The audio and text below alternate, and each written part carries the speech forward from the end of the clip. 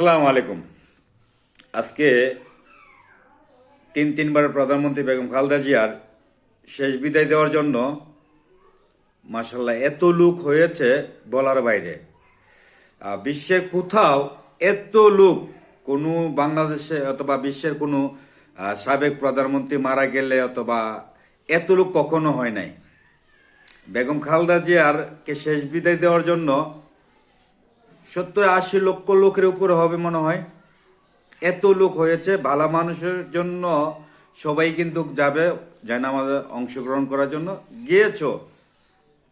হয়তো দেখা যায় আবার দু একদিন আরো সময় দিলে আমার যতটুকু ধারণা মানুষের যে বলছেন পুরো ঢাকার সিটিতে লোক জায়গা দিতে পারতো না, এত লোক হয়েছে।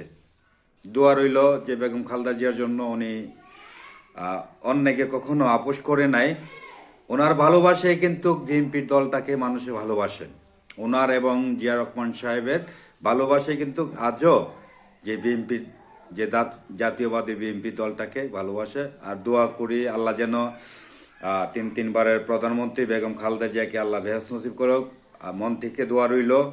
হয়তো উনি সকল দেশবাসীকে কাঁদিয়ে না ফেরার দেশে পাড়ি জমিয়েছেন।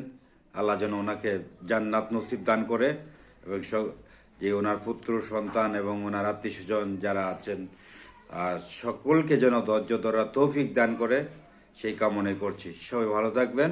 আসসালামু আলাইকুম।